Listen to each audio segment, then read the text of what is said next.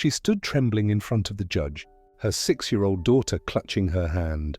The courtroom was silent until 3 tiny words shattered everything. "I'm hungry."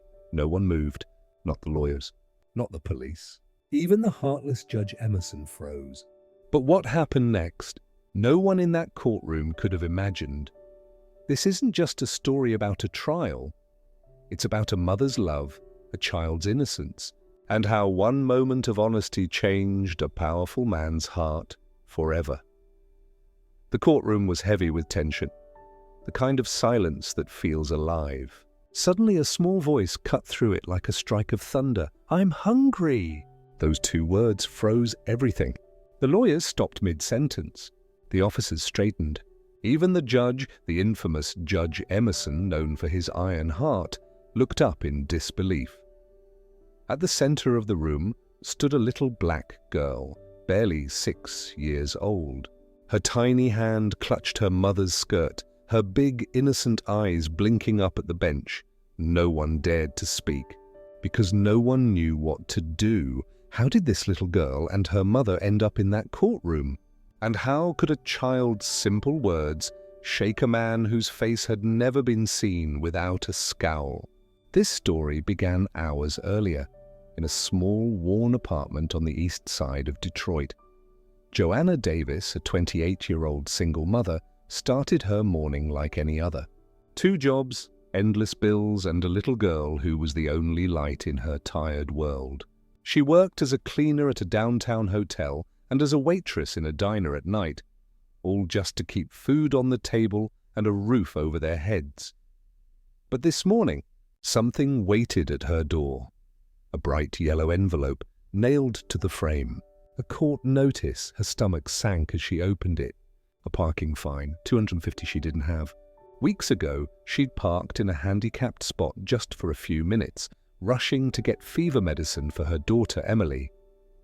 Joanna sighed deeply. There was no way out of this except to face it. She looked over at her daughter, who was playing with an old teddy bear, its fur nearly gone. "We have to go to court today, my princess," Joanna said softly, trying to sound cheerful, though her chest felt heavy.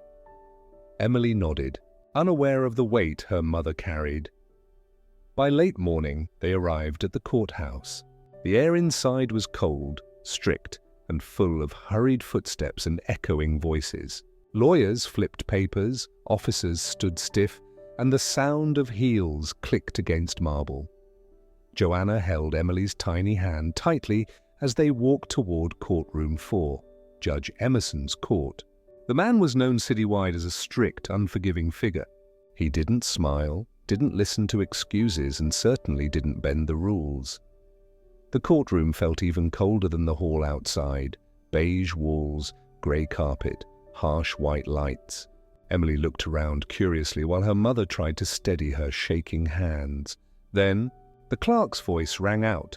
"Case number 472, Joanna Davis." Joanna stepped forward, Emily still clinging to her side. Judge Emerson barely looked up, flipping through papers with an expression that could cut glass. "Miss Davis," he began, his voice sharp, "you are charged with parking in a handicapped zone." "How do you plead?" Joanna swallowed. "Your Honor, it was an emergency. My daughter was sick. She had a fever.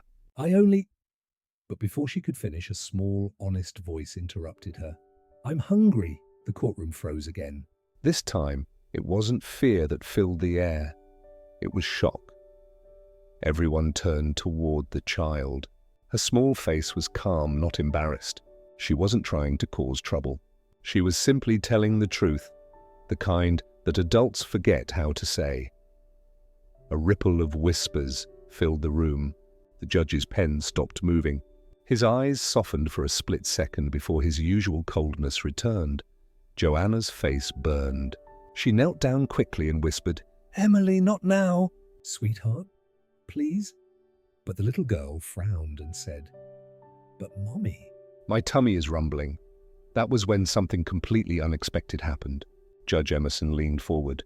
His eyes, the same eyes that had terrified countless defendants, looked curious. "What's your name, young lady?" he asked, his tone quieter. Unfamiliar. Emily met his gaze without fear. Emily. And I like pancakes. Laughter rippled softly across the courtroom. Even one of the officers had to turn away to hide a smile. Joanna was mortified. "I'm so sorry, Your Honor. We had to leave early. I didn't have time to make breakfast." But before she could say more, the judge lifted his hand. "That's enough, Miss Davis."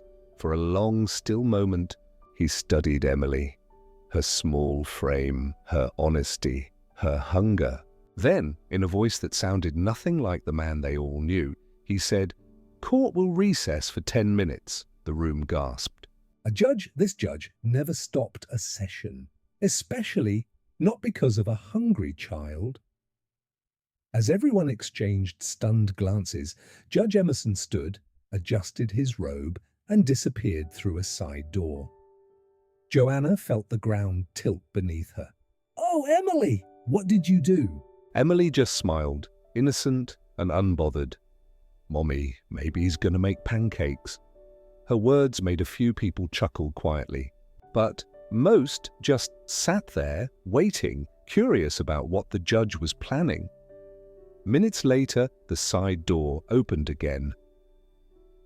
Judge Emerson stepped out, but this time he wasn't alone. In his hands, he carried a tray. On it were 2 small plates, warm pancakes covered in syrup that shimmered under the light. The entire courtroom fell silent. Not even the air dared to move. The judge set the tray down and looked directly at Emily. "Miss Emily," he said softly, "I believe these are for you." Emily's eyes widened with joy. Without hesitation, she said, "Thank you, sir." As she began eating, smiles spread across faces that had long forgotten how to show warmth, even inside a place built for judgment. For the first time in years, the courtroom didn't feel like a place of punishment. It felt human, and none of them knew it yet. But this little girl, with nothing more than honesty and hunger, had just changed the life of the man sitting behind that bench.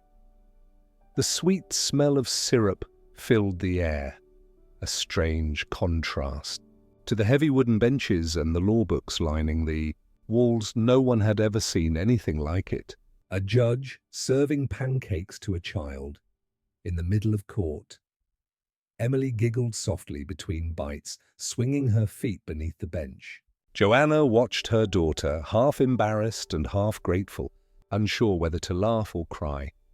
When the little girl finally looked up, she said, "Mommy, these are the best pancakes ever." Judge Emerson's lips twitched, almost forming a smile. Almost. He turned to Joanna. "Miss Davis, when was the last time you and your daughter had a proper meal?" Joanna hesitated. Her voice trembled as she said, "A few days ago, Your Honor. Things have been difficult. I'm trying to manage rent, bills, food, everything." The courtroom was silent again, but not cold this time. Everyone could feel the weight of her words. The judge folded his hands on the bench and looked down at the case file. The fine suddenly seemed meaningless, just ink on paper. "You said you parked in that space because your daughter was sick," he said quietly. "Yes, Your Honor, I know it was wrong, but she had a fever of 103. I panicked." For a long moment, he said nothing. Then he exhaled slowly. "Miss Davis, the law is meant to serve justice, not destroy mercy." He closed the file, set down his pen, and looked straight at her. "The fine is dismissed." Gasps echoed around the room. Joanna blinked, unsure if she'd heard him correctly. "Dismissed, Your Honor?" "Yes," he replied firmly. "Consider it paid in full." By kindness, tears welled in her eyes. "Thank you. Thank you so much." But the judge wasn't finished. He leaned back, thinking deeply, and then said, "Tell me, Miss Davis, where do you work?" When she told him about her cleaning jobs and the diner, his expression hardened again. But this time, not from anger. From determination. "This country needs more mothers like you," he said. "Hardworking, honest, willing to do anything for their children. But no mother should have to choose between the law and her child's hunger." He turned to his clerk. "Please contact the City Outreach Foundation." They will assist Miss Davis immediately. Food, housing, and legal support. The clerk nodded. Joanna covered her mouth, speechless. Emily looked up from her plate and smiled. Does that mean Mommy doesn't have to worry anymore? For the first time in years, Judge Emerson actually smiled. That's exactly what it means, young lady. As the courtroom slowly emptied, whispers followed them. But this time, they weren't whispers of judgment. They were whispers of hope. No one knew it yet. But that morning changed 2 lives, not just Joanna's, because Judge Emerson, the man who had built his career on discipline and order, had once known hunger too. Years ago, when he was just a boy, his family had struggled after his father died. He'd watched his mother skip meals so he could eat. He had promised himself that he would never be poor again. And in chasing that promise, he'd built walls so high that he forgot what compassion felt like. But a child's small voice had just torn those walls down. Later that evening, long after court had adjourned, he sat alone in his chambers. On the desk lay an untouched cup of coffee and a tiny syrup stain from the morning. He smiled faintly, remembering Emily's words. Maybe he's going to make pancakes. That night, he drove through the same east side streets where Joanna lived. The windows of his black sedan reflected neon signs and flickering streetlights. When he reached the diner where she worked, he parked quietly across the road. Through the window, he saw her serving tables, tired but smiling. Emily was sitting in a corner booth drawing on napkins. He didn't go in. He didn't need to. For the first time in years, he felt peace. 1 week later, a letter arrived at Joanna's apartment. No court stamp, no official seal, and just a simple white envelope. Inside was a handwritten note for Emily, so you never have to go hungry again. J.E. and folded within it a gift card for groceries, enough to last months, and a small silver bracelet engraved with the word hope. Joanna clutched it to her heart. Tears streamed down her face, but this time they were happy ones. She looked at her daughter and said, "See, baby? Sometimes the world remembers to be kind." Emily smiled and whispered, "Maybe he really likes pancakes." They both laughed. The kind of laugh that comes from relief, love, and the feeling that life might finally be turning. Around. Months later, news spread of the hungry girl case. People across the state talked about how one child's honesty had melted the heart of the toughest judge in Michigan. Reporters asked Judge Emerson about it, but he only said one thing: justice without compassion isn't justice at all. He never spoke about the details again. But quietly, he began funding food programs in local schools. And every year, on the same day, Emily spoke those 2 words. "I'm hungry." A truck full of food arrived at the East Side Community Center. The label on every box read, "For Emily, with kindness." Years later, Emily grew up to become a lawyer herself, inspired by the man who had once listened to her simple hunger. At her graduation ceremony, she looked out into the audience and saw a familiar face. Older now, but smiling proudly, Judge Emerson. After the ceremony, he walked up to her and said softly, "I told you the world could be kind." She smiled. Tears glistening. "You proved it, sir." And with that, the girl who once silenced a courtroom walked forward into her future. Her heart full, her stomach full, and her spirit stronger than ever. As Judge Emerson left that small apartment, a soft smile lingered on his face. The kind of smile that comes only when a heart is truly touched. For Joanna and Emily, life had finally begun to change. What started as a desperate morning in court turned into a story of hope, kindness, and second chances. Sometimes, the smallest voices remind us of the greatest truths, that compassion can exist even in the most unexpected places. Emily's innocent words, "I'm hungry," did more than interrupt a courtroom. They awakened humanity in a man who had almost forgotten what it felt like to care. So, what did you think of Emily's courage and Judge Emerson's decision? Share your thoughts in the comments. And don't forget to like, subscribe, and turn on the bell icon for more real, emotional stories that remind us what it truly means to be human. See you in the next story.